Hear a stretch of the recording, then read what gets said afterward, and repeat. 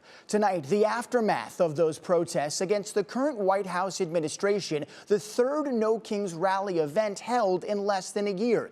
And the numbers reported are staggering. Millions across the country gathering as organizers say this was the single largest non-violent day of action in American history.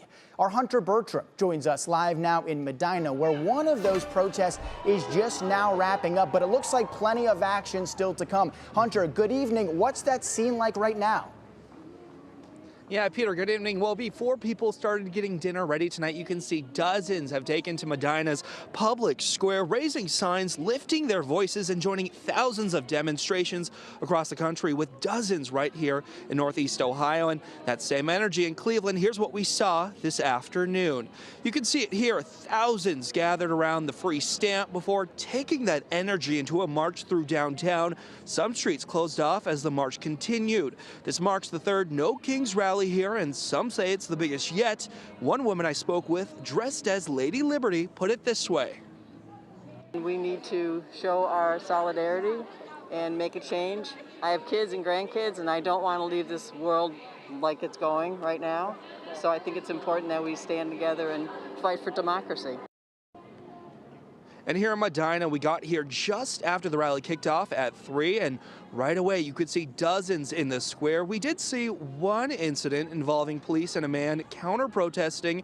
It was resolved rather quickly, but overall the tone stayed peaceful and respectful at both demonstrations I was at today. And Peter, tonight at 11, we'll take you back out across Northeast Ohio. We've had crews at multiple rallies all day long. You'll hear from the people who showed up. Peter.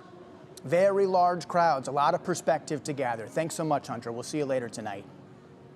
In Lorain County, North Ridgeville was ground zero for a major demonstration. Protesters gathered at the Lorain County Community College Ridge campus. That's where they marched and chanted for about 2 hours this morning.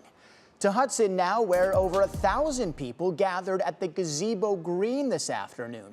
You can see the sights there. They held up signs, waving at drivers by to try to get their message across. And in Rocky River, a special group of senior citizens gathering to take their part in No Kings Day events. This group calling themselves the Over 75 crowd, proudly waving their signs along with their walkers and canes. That group on Lake Road in Rocky River earlier today.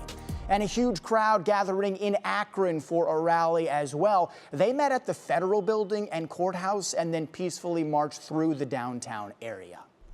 The No Kings protest stretched across all 50 states today, with some of the largest turnouts seen in Minneapolis, Philadelphia, Boston, and Charlotte. It's estimated the crowds topped 200,000 people in the Minneapolis rally alone.